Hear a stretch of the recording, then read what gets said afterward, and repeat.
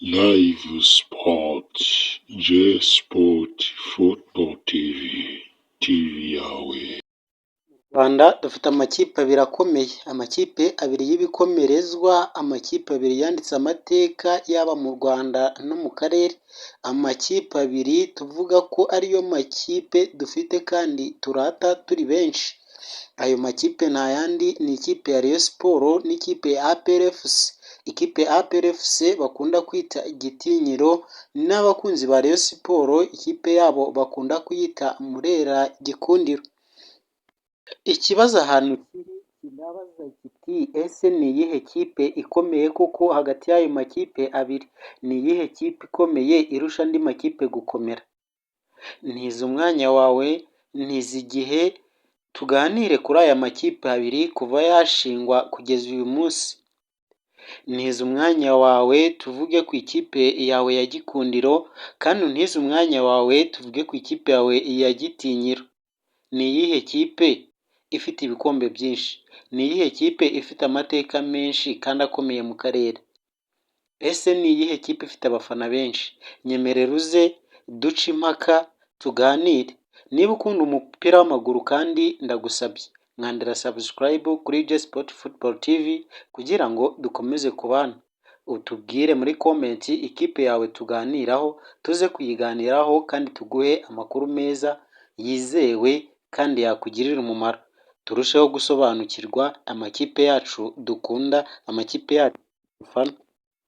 Twagiye dutangire. Duhereye ku ikipe ya Rayon Sports, ikipe ya Rayon Sports yashinzwe mu mwaka w'1965 ishingirwa i Nyanza. Iyi kipe ya Rayon Sports yashinzwe n'urubyiruko rwashakaga ikipe izajya isohokera akarere ka Nyanza, by'umwihariko igasohokera n'igihugu mu mikino mpuzamahanga. Iyi kipe ya Rayon Sports mu mwaka w'1968 yazamutse mu cyiciro cya mbere. Mu mwaka w'1975 yegukanye igikombe cyayo cya shampiyona cya mbere. Mu mwaka w'1970 n'1980 yegukanyemo ibikombe byose biyigira ikipe ya mbere mu gihugu. Iyi kipe nyuma y'iya Jenoside yakorewe Abatutsi 1994 yarongeye irisuganya 1997 n'1998 yegukana shampiyona ziba eshatu yegukanye iyi kipe ya Rayon Sports. Mu mwaka w'1998 yakoze amateka yegukana Sekafa Club Championship. Rayon Sports kandi mu mwaka w'2013, 2017, 2019 iyo myaka yose yatwayemo ibikombe bya shampiyona. Ubu ibikombe byayo bibitse mu kabati ka Rayon Sports. Dukomereze ku ikipe ya APR FC, ikipe y'ingabo z'igihugu. Nubwo ari ikipe nshya ugereranije n'ikipe ya Rayon Sports, iyo kipe ikimara gushingwa yagaragaje imbaraga zidasanzwe. Duhereye igihe yatangiriye mu mwaka w'1993.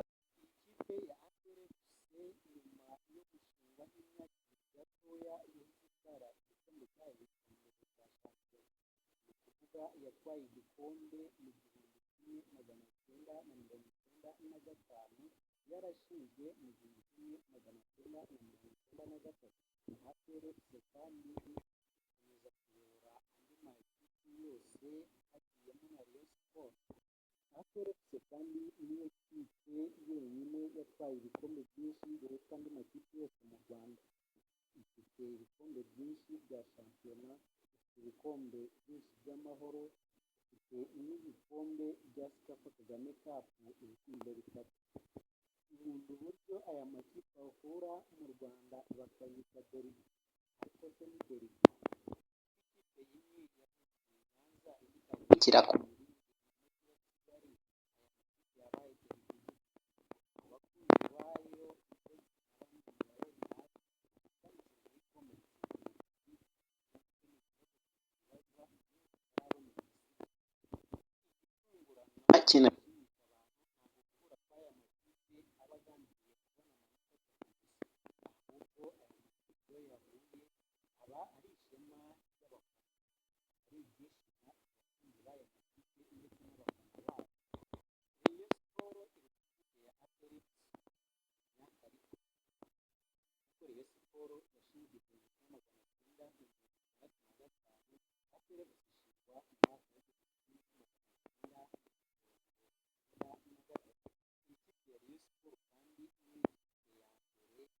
abafana benshi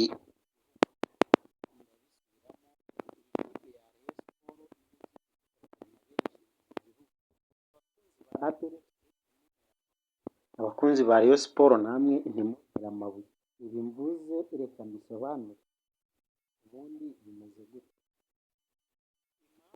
Ikipe ya Rayon Sports ifite abafana benshi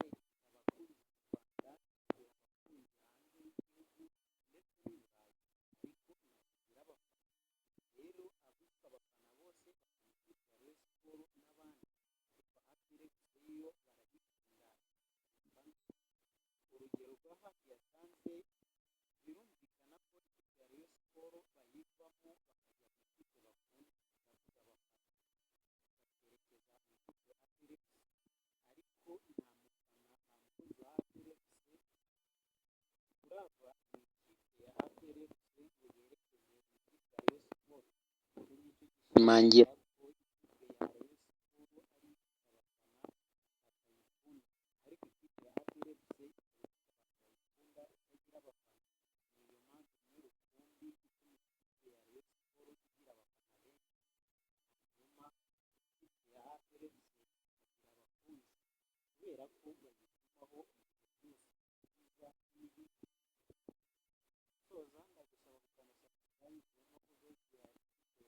uko ihagaze.